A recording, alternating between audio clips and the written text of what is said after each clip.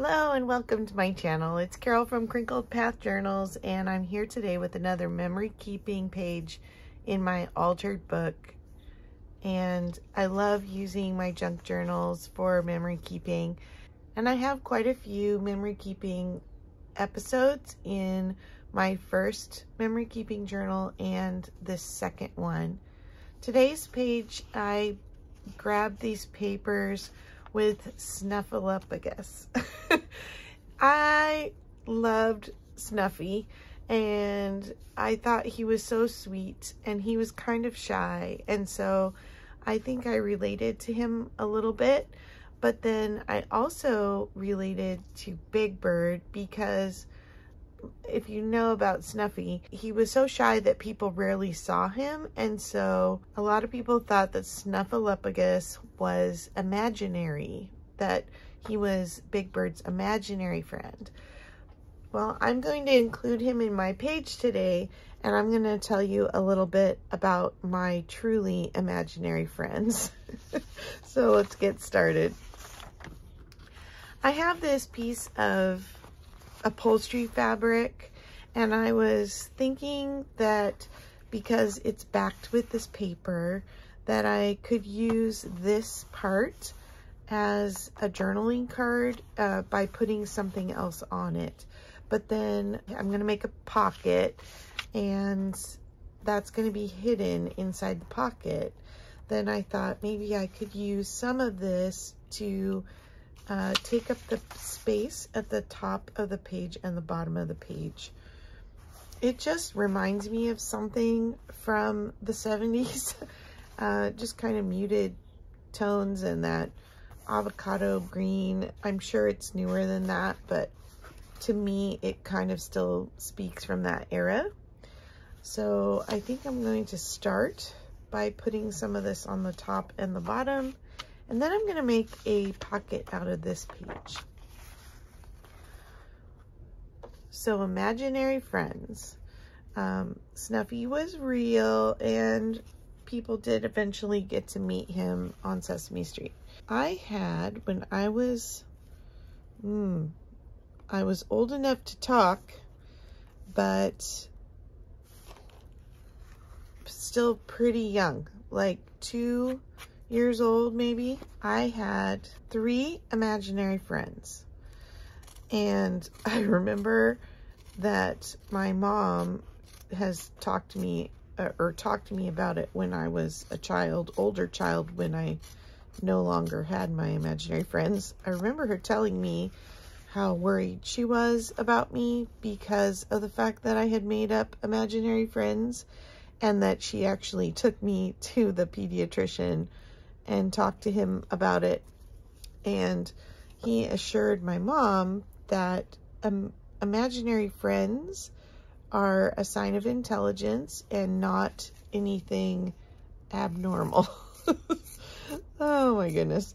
So my imaginary friends at 2, 3 years old, somewhere in there, they went with me to, it was the first time I was, I think, in daycare. I went to a woman's home, and she took care of me and one other school-age child who was gone a lot of the day. So I was alone at her house, even no other kids. I was just there with her, and I wasn't a big fan of being away from my family. Let's just put it that way. But my imaginary friends went with me to daycare, and it was comforting. And I've also told you how my siblings were quite a bit older than I was. And so I think coming up with some imaginary friends was a way to deal with the fact that while my sister and brother did pay attention to me, they were often stuck with me. So any opportunity to kind of get away and not have to have tag along baby, they would, you know, be with their own friends, and I was alone a lot. And so I made up imaginary friends to play with at home by myself. And my imaginary friends had very unique names that I made up entirely. Their names were Deaky, Barleen, and Cece. And I think to this day, my mom loves to tell stories about my adventures with Deaky, Barleen, and Cece. She has kind of clung to that promise from the pediatrician that making up friends was a sign of intelligence. Did you grow up on Sesame Street? I sure did. I was allowed to watch Sesame Street before dinner. I always wanted to watch Electric Company, which came on after. It was for older kids, and so I remember wanting to watch that because it seemed more grown up. But the news came on at the same time as Electric Company, so as soon as my dad got home from work and Sesame Street was over and dinner was almost ready, he would want to watch the news. And so I didn't get to watch Electric Company nearly as much as Sesame Street.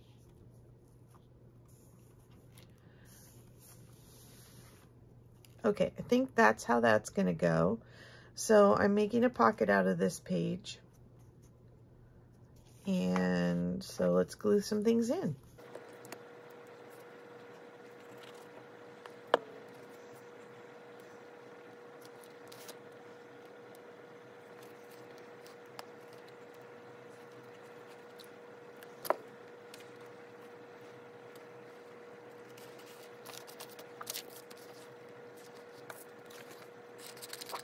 I wasn't a security blanket kid, or I liked stuffed animals, but I didn't have a particular one that I drug around with me. And so I feel like the whole imaginary friend thing was kind of my comfort. They were my security objects in my mind. And I liked the poem on the back of this page about being new and kind of accepting the newness of a situation and having to get used to new surroundings, or it's just part of the poem. But I wanted to include this because I felt like that was part of the whole thing with my imaginary security friends, was that when I was in a situation when I was away from my family with this babysitter, or if I was alone in the backyard, or alone in a new situation with other children, like the little class at church or something, then I used those imaginary friends as my security object. And this poem just reminds me of that need for giving yourself time to be in a new situation. I think that's still true even as adults.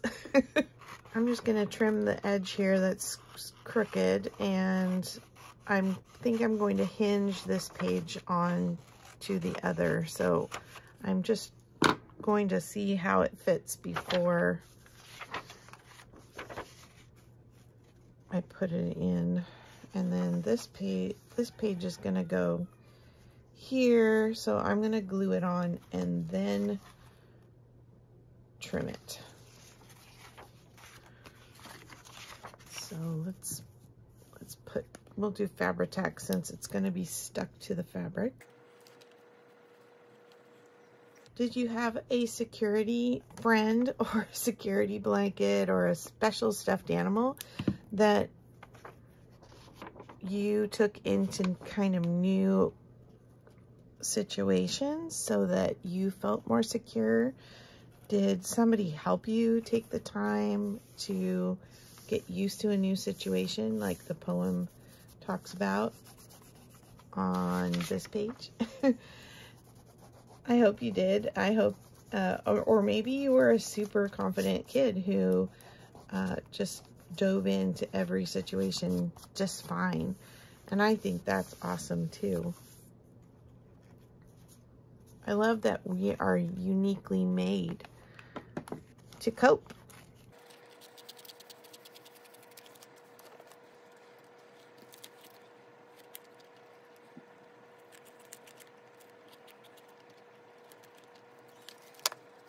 Okay, got my little pocket. I think I'm gonna notch this. Oops, probably should have done that before I glued it, right?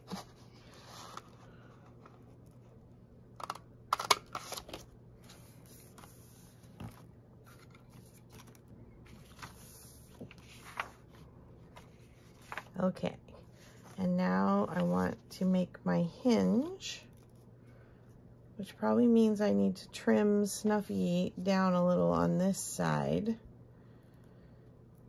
Let's see. Maybe I'll take a little bit off of his rump. I love this picture. He's trying to look at himself in the mirror, and the mirror is so tiny that all he can see is one patch of his fur. Poor thing.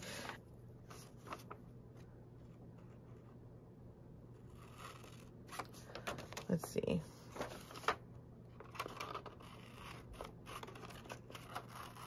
Sorry, Snuff, gotta give you a little trim.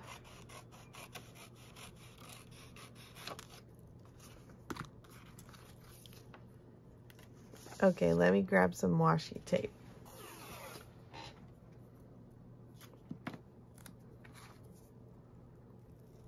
I don't really have any purple washi tape. I don't know why that is. I know that purple's like one of the least common colors to find art supplies in, and I'm not sure why that's the case. But this pinky, purpley pink is working, I think. It kind of matches this little mirror.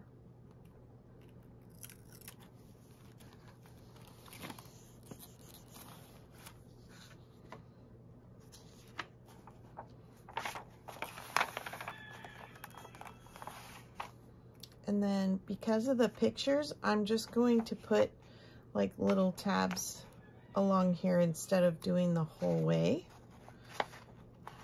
just so I'm not covering up the artwork. And I really want to bend that washi so that it makes a nice hinge.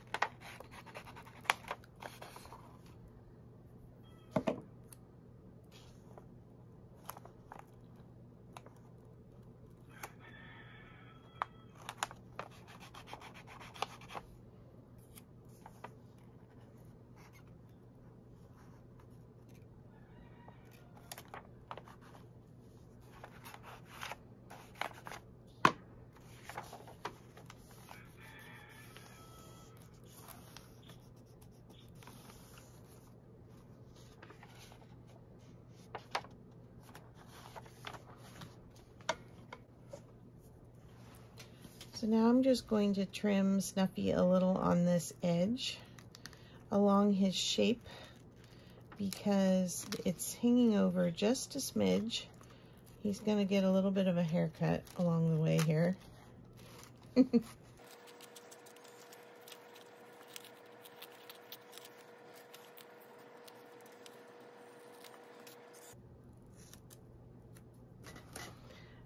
And I think I'm going to put a little washi in this corner so that you know that there's something back there to look at and that you can lift this flap.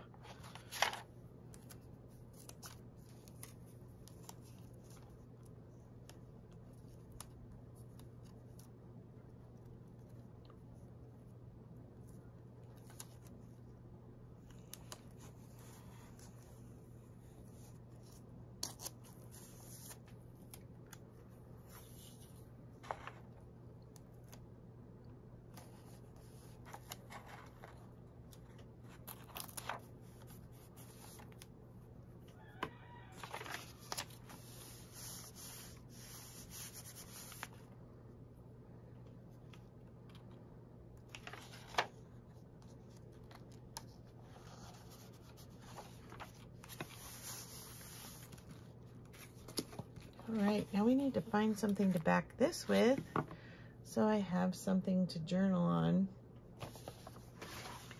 I used this paper on my last page, but I think it's light enough that I could journal on it and still see.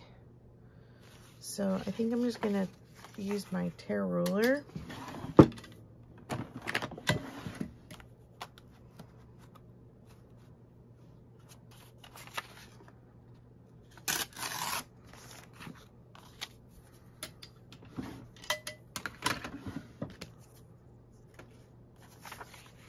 I'm going to glue it down and then just trim this edge after I get it on here.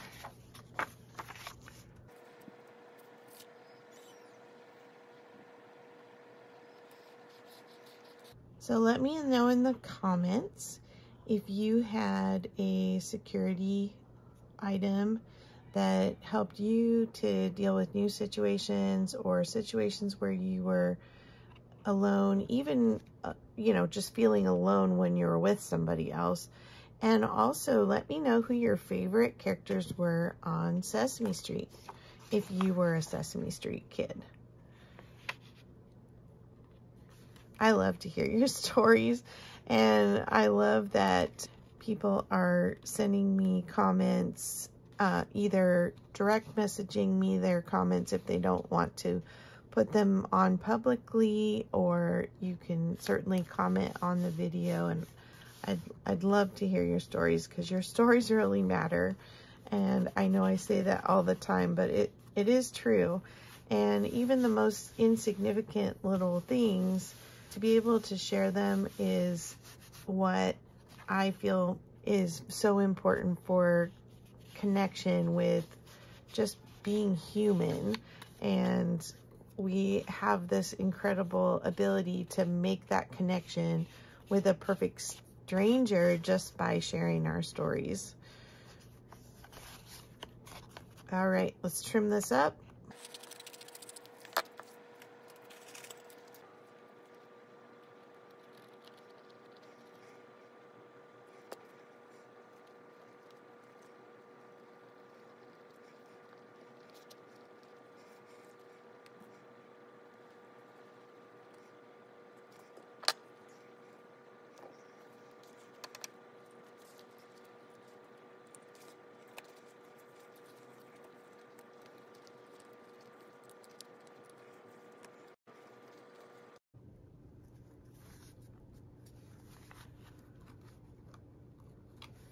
I'm going to do my journaling off camera, and then I will tuck it in this pocket. So thanks so much for joining me today and for coming along for a little adventure with Snuffy and Big Bird and Deaky, Barleen, and Cece. All right, see you in the next video. Bye-bye.